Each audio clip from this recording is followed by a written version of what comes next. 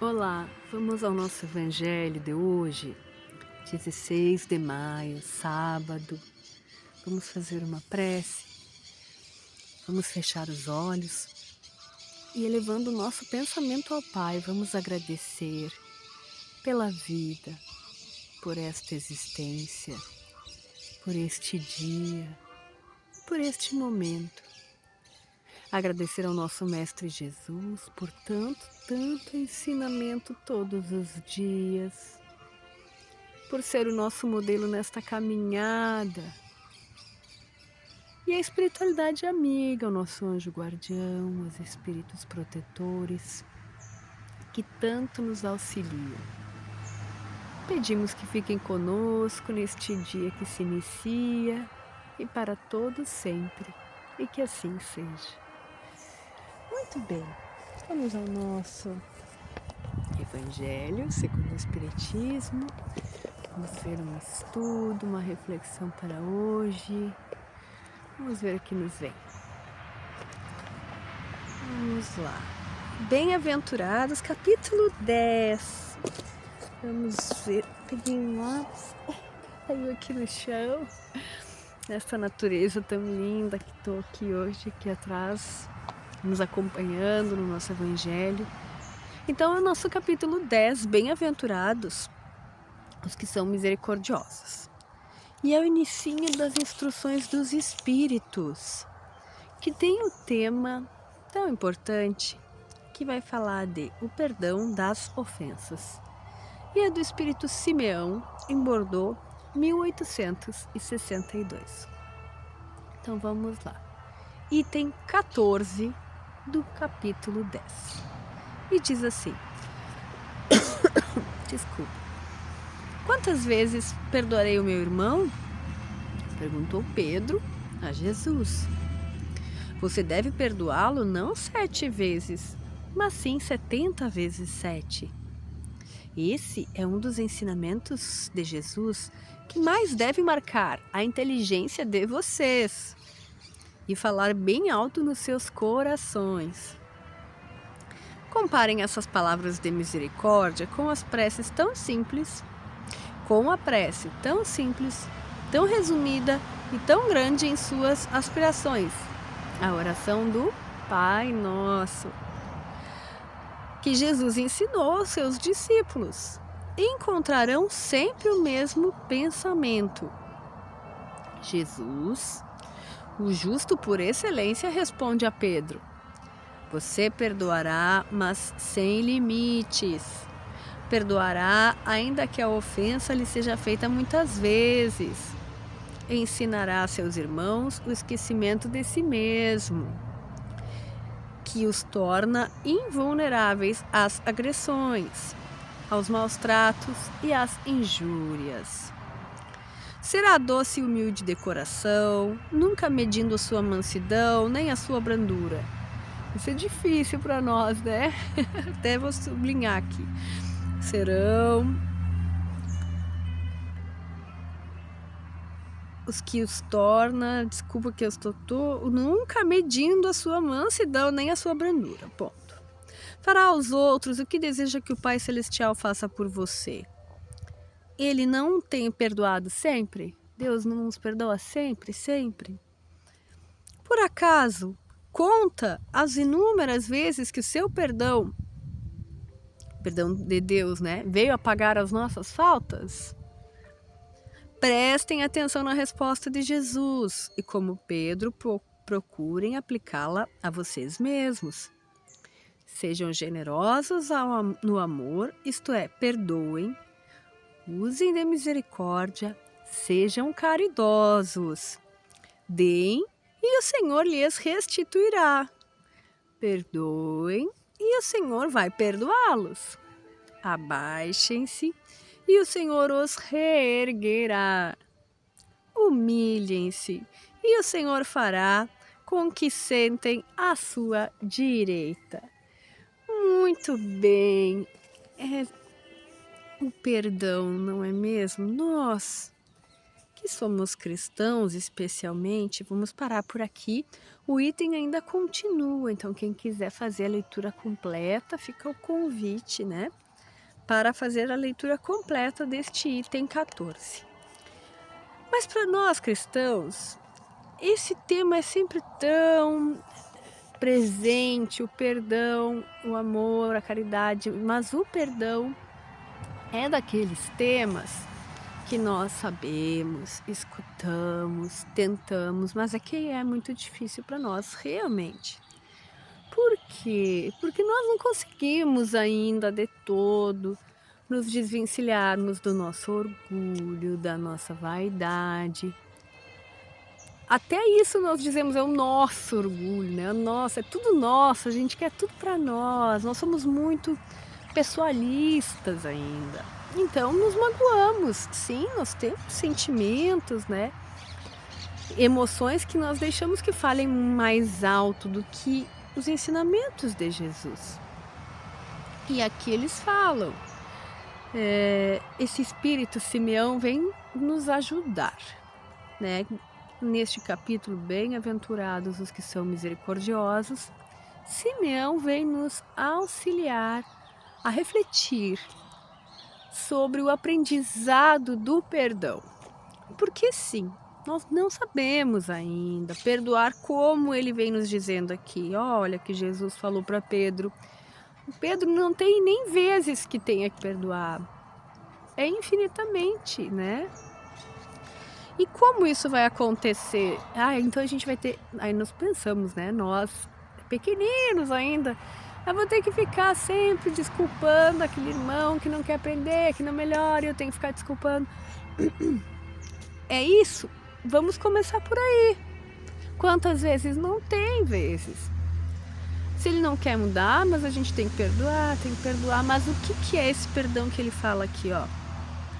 Sejam doces e humildes de coração, nunca medindo a mansidão e essa brandura. Quando nós tirarmos todo esse pessoalismo, tudo isso que nós achamos que merecemos, né, no nosso coração, as coisas não vão mais nos atingir. E aí nós não precisaremos, o perdão se tornará mais fácil e mais verdadeiro.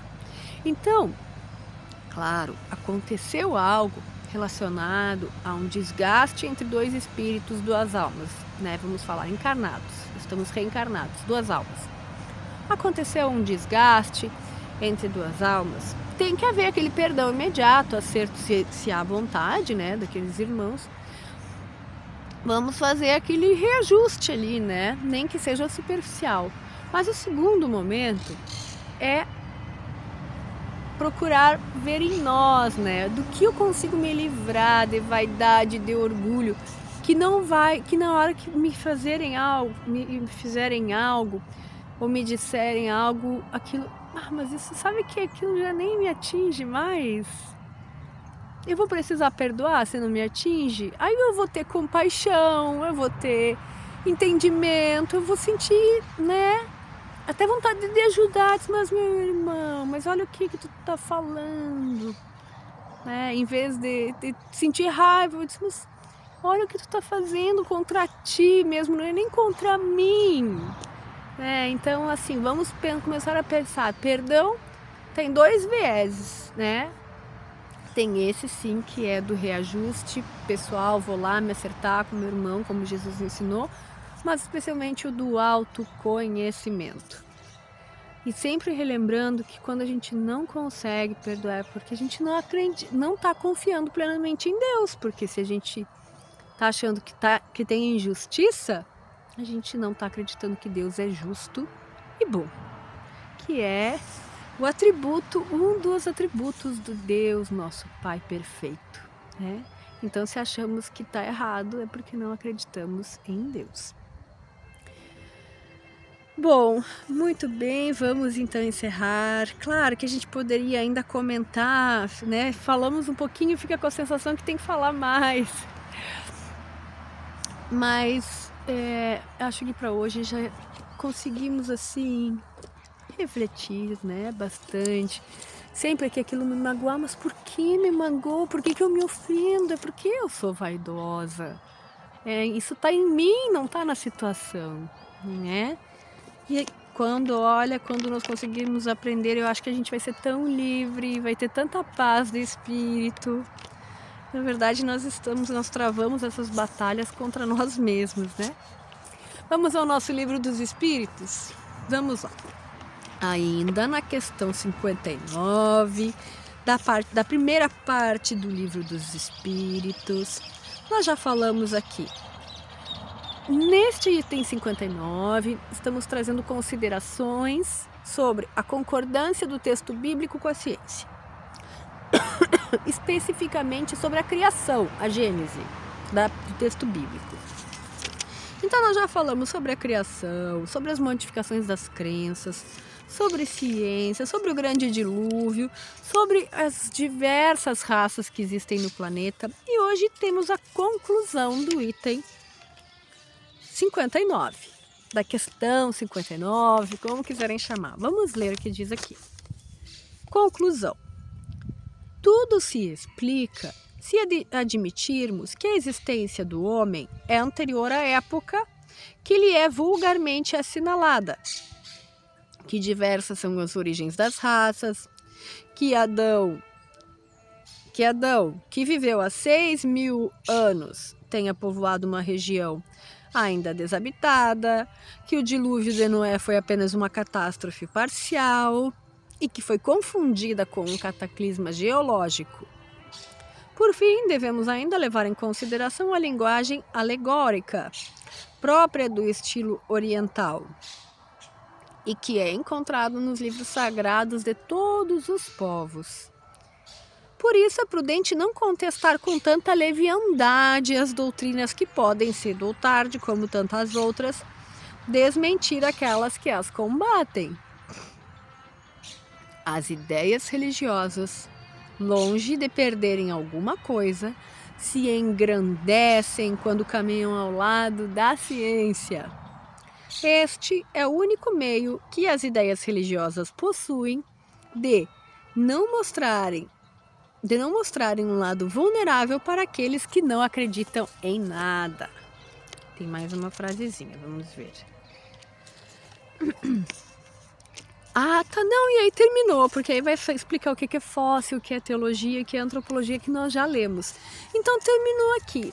O que Kardec vem explicar, né, inspirado pelos espíritos? Que tudo se explica quando nós tiramos a tradução literal do texto bíblico. Tudo vai se explicar quando a gente entender que a existência do homem é anterior ali, o que sugere no texto bíblico, né? O que os religiosos interpretaram. Que o grande dilúvio não foi a planeta inteiro, e sim foi uma situação local. Enfim, muitas nuances, se não forem levadas ao pé da letra, não são mentiras, e são sim ensinamentos. E ele está dizendo, olha, tudo se explica, então é bem prudente que a gente não, para quem não acredita em religião, não acredita em nada, é bem prudente que não desdenhe dos textos religiosos, porque há muita razão e muito ensinamento ali. Vejam que bonito. Allan Kardec, que foi um professor estudioso, um homem das letras. Para quem não conhece a história do Allan Kardec, que é o codificador da doutrina espírita, ele foi um homem das letras, editava livros, escrevia livros pedagógicos na França, portanto um homem com muita autoridade para fazer todo esse registro. Ele próprio tanto foi escolhido, né, preparado para ser o codificador, porque era um cético antes de começar a verificar que existia uma verdade por trás dos fenômenos espíritas, e ele queria muito descobrir o que se tratava. Então vejam bem que bonito a ciência, sim, ele neste sentido como um cientista ali, trazendo à luz da humanidade um pedacinho da verdade, um véuzinho que estava sendo tirado da nossa frente. Então, não é para contrariarmos os textos bíblicos, os textos religiosos, não vamos desfazer de nenhuma crença, porque não nos cabe. A quem quiser interpretar as escrituras, né, que pelo menos olhe com uma atenção, uma maturidade, está tudo bem. E Kardec diz que há verdade sim nos textos bíblicos, mas temos que saber interpretá-los, estudá-los com seriedade, com maturidade, sem a nossa vontade do que seja verdade, e sim os fatos. Porque o Pai é nosso Pai de amor, justiça e misericórdia, mas Ele quer que nós nos desenvolvamos por nossa conta. Será que o Pai teria mandado uma religião? Me desculpa, me deu vontade de rir. Mas Deus teria mandado uma religião que foi escrita lá e que ninguém mais podia tocar e queria que a gente seguisse ela para sempre desse jeito? Porque é muito do que os nossos irmãos que não acham que nada pode ser pensado, questionado, tocado, é o que parecem pensar, né? E não é coerente com Deus essa linha de pensamento, né? Vamos pensar, vamos refletir um pouquinho, vamos amadurecer. E a nós espíritas não criticar de forma alguma. Vamos fazer a nossa parte, que é estudar a nossa doutrina, sermos corretos e sermos exemplos do amor. O resto, cada um estuda o que lhe faz bem neste momento da sua existência. Então vamos encerrar, vamos fechar os nossos olhos para fazer uma prece, levando o nosso pensamento ao Pai, em gratidão mais uma vez pela vida, por esta existência e por este dia. Fiquem conosco, espíritos amigos, hoje e para todos sempre. E que assim seja. Tchau, tchau.